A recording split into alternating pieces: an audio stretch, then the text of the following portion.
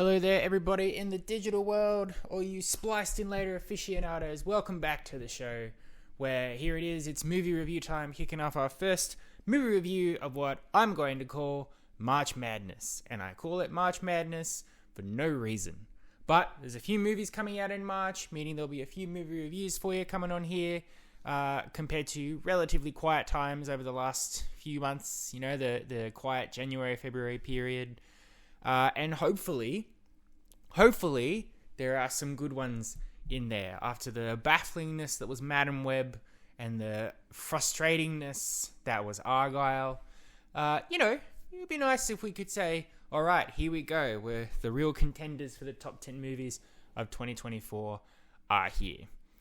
Well, today's one, I'm happy to say, not unexpectedly, breaks that bad winning streak. We've got ourselves a fantastically good movie, very, very great stuff, and I'm excited to talk about it with you here, to the point that I'm recording this episode immediately after having seen the film, meaning it is late at night, so apologies if I sound delirious. And also, while you record, obviously it's good to not have background noise, meaning I don't have any fans on, but it's here in Australia, it is absolutely muggy as hell, and I am stifling. So I also want to get through this as quickly as possible before I die. So apologies, this isn't going to be a very thorough review, I think, because for something like this, you're only going to see the movie if you liked the first part of this story, if you're a fan of this franchise, meaning you probably know a lot about the plot, the details. Hell, you probably may know more than I, because I have not read the source material that this movie is adapted from. But a very, very long story short is that Spliced and Later gives this movie 2 thumbs up. Great stuff. Had a blast. Today we're reviewing Dune Part 2. Dune Part 2 is, I don't want to say the sequel to Dune, more like just the second half of a very, very long movie adaptation of Dune, with the first half coming out in 2021. Dune, or Dune Part 1. Really, it's Dune Part 1, and this is Dune Part 2. These two movies effectively together, from what I'm told, adapt the first Dune book by Frank Herbert.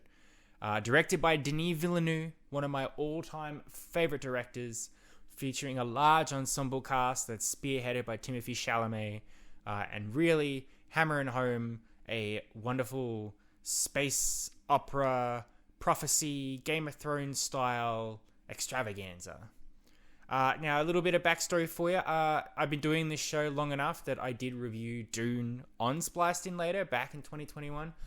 I remember that that whole me seeing Dune fiasco was intense, because during that point, Australia finally really got hit with COVID during the pandemic. It had been around. We'd done what everybody had done, lockdown, everything in 2020. But because Australia, I guess, is isolated, but also really got lucky, we never really got like a full New York style desperate lockdown thing where it's really bad and you gotta wrap it up. Especially here in the ACT. I live in Canberra. It's a small little place full of hipsters, really. People who follow the rules to a T. So it took a long time for COVID to really get here. But annoyingly, as movies were coming back, I guess when America just decided, fuck it, people can just die. We want movies to come out. So right when they were coming back, COVID plows through the ACT. We get a lockdown that turns into a 3-month non-stop lockdown. And during this time, movies were coming out. And I, for the first time in my life, could not see them as soon as they came out. And it frazzled me to no end. Shang-Chi and the Legend of the Ten Rings, Venom, Let There Be Carnage, No Time to Die, and of course Dune were all in that window. So when Dune came out, I could not see it straight away, and it broke my heart. And then eventually, lockdown lifts, rushed down and saw all these movies, including Dune. Now, I remember my first reaction to Dune was that I enjoyed it, but I wasn't blown away by it.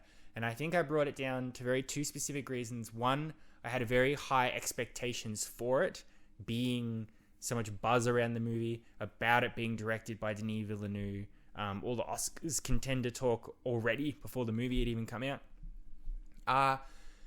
And also word of mouth from my friends that were going to see the movie with me, because both of them had read the book. They loved the book. They're very excited. They were talking about it in a way that I could not follow or understand because I just didn't get it.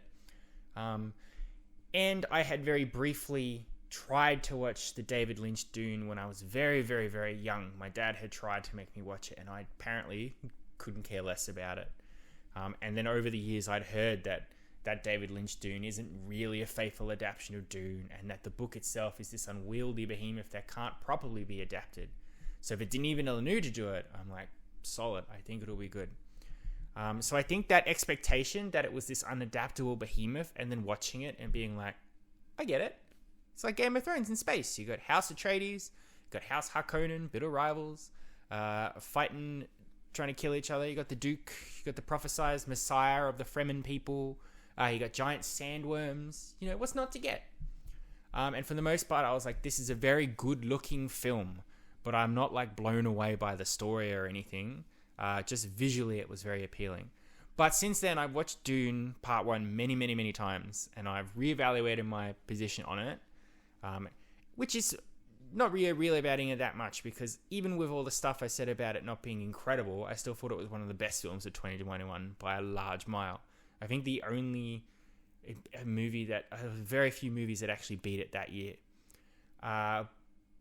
But having rewatched it a few times and looking back on it, and I'm like, okay, cool. Yeah, it's very well done. Again, visually appealing, stunning music and cinematography, but also the building of these characters, the story of Paul Atreides, the son of the Duke, and being caught up in this prophecy that may or may not be true, could be a complete fabrication, that he's the savior of the Fremen people on this planet Arrakis, which is a complete desert planet full of giant sandworms, covered in spice, which is very important to this intergalactic empire. The Atreides family are given Arrakis by the emperor of everything, I guess, so they go there to try and do it, but they're greedy, evil Harkonnens who are big, bald bastards who live in the darkness. They want to kill the Atreides, House Atreides, take over, get the spice for themselves. They successfully do so, pretty much wipe out the Atreides family, and then it's Paul and his mystical mother running out into the desert and then hooking up with the Fremen people. And the way that's executed, it is a very slow burn. There is a lot of wandering around and talking and world building, which on first viewing is sort of a lot to just sort of be like, okay, whatever, get to the point. But it's executed very well, to a point where I've watched Dune like 4 times in 2021, and I didn't watch it for a really long time, but it has stuck with me. I understand all the characters, their motivations. I know where everybody was, what they were doing, who's alive, who's dead, who's mysteriously vanished during the course of the movie. And it hooked me in a way where I'm like, yes, I want to see the next movie. And I want to wait until I've seen that movie before I look into any of this source material. I remember when I recorded my Dune 2021 review, I was like, I haven't read the book, so I don't know if this is accurate or faithful or whatever. But since then, I haven't gone on and read that book, even though I really, really want to. I haven't gone and properly watched the David Lynch Dune or the mini-series. I've just inhaled nothing. Inhaled's not the right word, but you get what I mean. Because I want to go into part 2 knowing that was definitely coming, and get this full story executed as it had begun for me. Not diluting it, but not taking on different interpretations that all muddle it up for me before I get to this point. So Dune Part 2, one of my most anticipated movies as of that. Again, Denis Villeneuve directing, a great ensemble cast carrying over who didn't die in the first half, adding in some even more great stars, some of the hot flavors. Currently, at the moment, Austin Butler, Florence Pugh, and then some classic oldies like Christopher Walken. So good stuff all around. And then with the strike and everything, Part 2 being delayed from October last year, 2023, to now, it's been a long road. But we are here, and I've caught it opening night. And I'm very happy to say that it lived up to my hype, and I think it will live up to a lot of people's hype. I had a really, really good time with it. I enjoyed it. For a 2.5-hour movie, it flew by for me. And I have to say, I think I enjoyed it much more than the first one, even with my opinion of the first one reevaluated. Now, I think that's because of my personal way I appreciate movies that are part of franchises. I've said this before. There are people that like Rocky, and there are people that are like Rocky 2. Rocky is setting up the character, the story, him going the distance. It's a character drama, a study of Rocky Balboa, and that's a fantastic film. Rocky 2 is giving the people what they want, finishing what you expect his story to be, where Rocky does defeat Apollo Creed and become world champion. For me, I like Rocky 2 more than Rocky because of that. I can sit here and be like, yes, Rocky is objectively a better film, but I enjoy Rocky 2 more because of what I get out of it. And when I've watched this Dune, in retrospect, when I watched Dune Part 1 and Dune Part 2, it's a catch-22 because I will never just put in Part 2 just on a whim and be like, I don't need to watch Part 1 right now. I'm just going to watch Part 2 and that'll be it. This movie's designed in a way that if you haven't seen Part 1, you won't get that much out of it. You'll be confused as to what's going on. You won't really understand why you care. There's going to be a lot of stuff where it's like, okay, whatever. It's a companion piece film, obviously. But in terms of what the characters do, resolutions to things, action, excitement, and the overall satisfaction of the story at the end, Dune Part 2 for me, incredible. Again, it's up on Dune 1 because it's the end of the story, not stopping the story halfway through. But I do just think in execution, things moved at a lot of a faster pace for me. There was a lot more liveliness to the characters, a lot more intrigue, a lot more world building that wasn't just talking about things we didn't see. In comparison, the first Dune takes place over like a couple of days, I think. But Dune 2, it's got to be a good year or maybe even a year and a half. A lot of time passes. A lot of things happen. I don't want to go too much into the plot because we don't spoil things here on Spliced in later. And if I go into the plot for Dune too much, I have to include the first part as well as the second. So just a very bare bones thing, but this movie does pick up immediately after the first one ended. So Paul Atreides, the son of the Duke, and his mother, who escaped the massacre of their house from the first film, they've met up with the Fremen, which are the native people of Arrakis who are rebelling against the outside empire people who are coming in and mining their spice and who worship water and all of that. So they're hanging out with them, they're hiding, and some of these Fremen people believe stories that predict that Paul is their prophesied Messiah who's going to come in and lead them to paradise, restore water to the planet, to get them their freedom and all of that stuff back. Whether that prophecy is true or a manufacture doesn't really matter per se. It's how Paul uses that information. So over the course of the movie, he really goes from somebody who does not believe the prophecy is true but knows that he can use it to help become one with the Fremen people and then hopefully use that loyalty to him to get revenge for his father's death. But then as it goes along, it's like maybe he is the prophet Messiah, or maybe he's starting to believe it. His mother goes on quite the journey as well in terms of how she feels about the whole thing. But while that's going on, they're doing their little rebellion, their freedom fighting. So House Harkonnen, who are currently running the spice and aren't doing particularly well because of all this rebellion, have to start thinking outside the box, calling in some outside help, including Austin Butler as a more manic, violent nephew to the Baron. And then how that all plays into effect to the man at the top of everything, the Emperor, played by the wonderful Christopher Walken, but more seen through the eyes of his daughter, played by Florence Pugh, who's part of this intertwined sisterhood of religious priestesses that includes Paul's mother as well, and how they're manipulating things and what sides they're picking and all of that. It's very condensed. There's a lot of things going on. And again, I can't really talk too much about it because then I sort of have to recap the first to explain certain bits. And again, if you are going to see this movie, I think you already know what has happened and what to expect. So for me to say any more, it's just ruining your experience. Look, hands down, there's very little flaws with this movie, I think. Again, Denis Villeneuve's direction is so good. The way he directs is truly mesmerizing. He's very good at scale to describe and show a world to you that is larger than you can comprehend. He did the same thing in Blade Runner 2049. But this world of Arrakis, this Dune Sea planet, just feels so large and vast with these giant sandworms that can eat you. It's truly incredible to watch. And the way he sort of bleeds the story in between what is important to what's currently going on while alluding to other things and then switching to other storylines, but not sort of losing the pacing, is pretty great too. The start of the movie, we spend pretty much a large chunk with Timothée Chalamet's Paul and Zendaya and Javier Bardem and all of that. And then I guess it's halfway, I'm not really sure. But then we immediately adjust and then we're seeing Austin Butler's story, this assassin nephew guy and his violent tendencies and what he's going up to. And then we get to spend a little time with Florence Pugh on the Emperor's planet and everything. And they're big chunks of story that then go back to Paul and you realize, oh, it's been a while since I've seen him. But you haven't lost the escalating tension. It picks up where everything was left off at the end of the first one quite naturally. It doesn't feel like it needs to recap everything.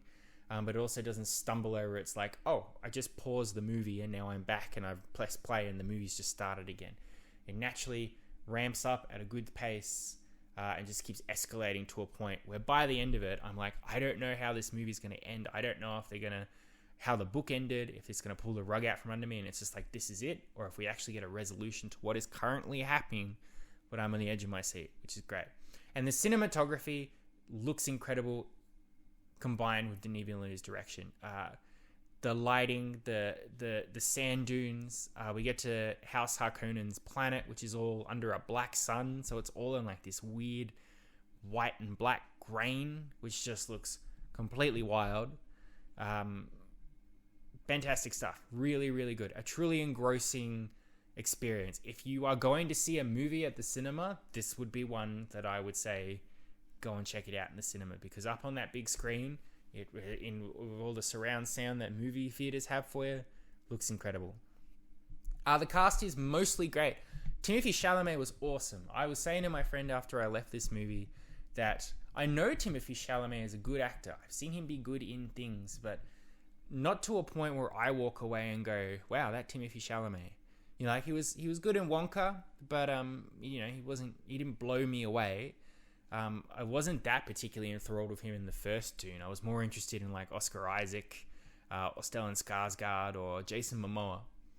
And I've seen him do little supporting things in like Lady Bird. But this one here, I was like, okay, Timothée Chalamet is really good and he's got some range. The character arc and journey that Paul Atreides goes on in this thing, and just the personality shifts in him and the way he evolves, is truly great to see Timothée Chalamet execute that for you, where he's just at the start, he's like just a little meek, a little quiet, just sort of taking things in, but not drawing too much attention to himself. And by the end of the movie, he's making these giant speeches and commanding such presence that people just can't look away from him while he's speaking. It was really great. So fantastic stuff, which is important. If you're going to build a franchise around a character played by Timothée Chalamet, he's got to step up to the plate, and I thought he was good. I also thought his relationship with Zendaya's Chani was the heart of the movie too, seeing their love for each other grow and then have that love tested as everything goes along. Zendaya was great. She's always great. But I thought the chemistry between her and Timothée Chalamet was pretty awesome too. And then there's some great supporting performances from Austin Butler as the psycho assassin guy, Florence Pugh as the Emperor's daughter, Josh Brolin's back as Paul's buddy / trainer for combat, Gurney. My favorite of them all was Javier Bardem as Stilgar. Javier Bardem, much like Zendaya, didn't get to do that much in the first Dune. They had a couple of little scenes, but they were alluded to. They were constantly like, they're coming. And then they had their big introductory scene, but then the movie was over. So the good thing about part 2 is this is their movie where they get to go, this is why we were cast. These are the characters we're playing, and we're going to show them to you now. Javier Bardem plays like the most religiously devoted to the idea of a messiah in the Fremen people, the guy who truly believes from the start that Paul is the prophesied savior of their people. He's steadfast in that belief, and he's training him, and he's getting him into the group, and he's doing a lot of stuff for him. But he's also very charming. There's some moments where he's telling some jokes, he's having a laugh in a way that only Javier Bardem can, and I was really enjoying his presence, and I'm like, please don't die in this movie, because I love you. I think you're awesome. He definitely stole most of the scenes he was in by far. while it's great, it's a big stacked cast with Stellan Skarsgård, Dave Bautista, Charlotte Rampling. There's a lot of people in here. I do think that there are a lot of characters that feel a little shortchanged. Again, I haven't read the book. I don't know how easy it is to adapt what happens to these characters to film, because as I've said, with stuff like Harry Potter or anything that's in a book that isn't adapted to a TV show, where a TV show has time to stretch things out, to add extra scenes, to do all that. And a way a book is written is very different to how a story is executed in movies. There's a lot less leeway in a movie than a book has. A way that a character is described in a book may not necessarily be able to be translatable to movie.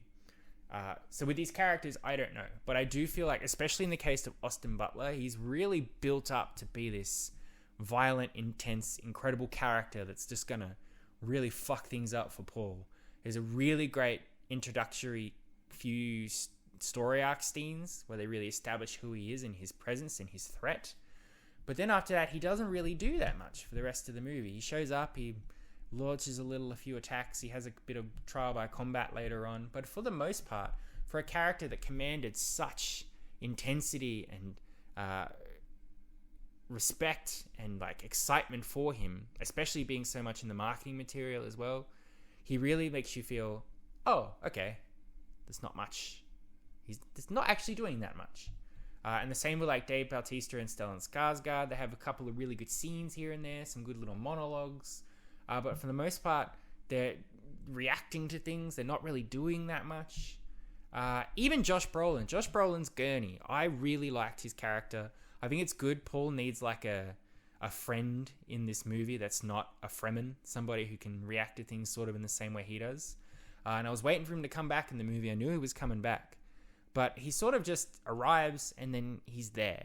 He gets a really cool sort of scene at the end of the movie that sort of kind of sums up any particular character arc he had going on. But I don't know, if you pulled him out of the movie, I don't think anything really changes. And that's a little upsetting because you want your characters to be integral to the plot. Right before I went into this movie, I learned that one particular character from the first part was not in this second part, even though they had filmed scenes. They had cut them. And I was like, no, you can't cut that character because I want to see where their story goes. But if characters being left in like Gurney and all of that, and they're not actually doing that much, then I'm interested to see what that character's story that got cut was that wasn't that important to be a part of this movie. Again, there's a lot of characters that stories were not finished in the first part, so I guess you have to sort of address that in here. But yeah, it just sort of feels like a lot of characters that you're expecting to do stuff or really be integral to the plot aren't really, and that's okay, but I feel like we've been built up to expect that and not. But again, I haven't read the book. I don't know.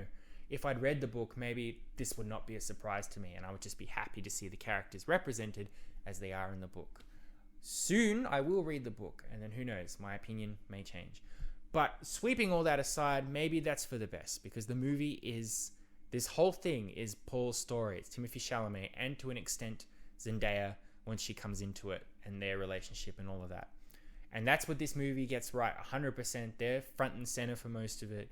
You really feel for their characters. You see the journey that they go on. So if it's at the expense of other lesser characters that the story isn't really about anyway, then I guess that's okay. Otherwise, apart from feeling like some characters were a bit underutilized, I really don't have anything that negative to say about the movie. It was a really good time. I had a lot of fun with it.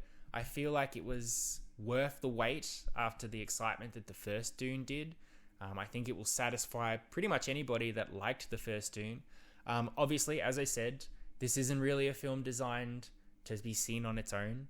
If you are thinking like, I didn't see that first Dune, but I might go see the second, you probably aren't. You might enjoy it, but you probably won't get what you should out of it. So I would recommend, if you do want to see this, do check out the first one. And as a result of it sort of being a part 2 movie, time will tell how it stands on its own. As a resolution to the first movie, it's perfect. But It is designed to be a companion film, so I feel like in the future, the best way you're going to get the Dune story is if you watch the 2 parts back to back and just treat the whole thing as just one long movie. 6-hour movie. Fine by me. But no, Dune Part 2, well worth the hype. Great character performances, great direction, great cinematography. The music also in here, fantastic. And a really good cinema experience for me. It's a 9 out of 10 from me. Easily the best movie of the year by far. The competition isn't that great, but got to give it props where it is, and I highly recommend it. Just see the first one if you haven't seen it before you see this. Cool. There, thank you very much for listening. I hope you've enjoyed. It was really good to talk to you about something where I'm like, this was solidly good, and I know it, and I know that everybody else will probably enjoy this too. So we're gonna have a good fun time all around. Our next review probably won't be that. I will be reviewing a movie called Megamind versus the Doom Syndicate.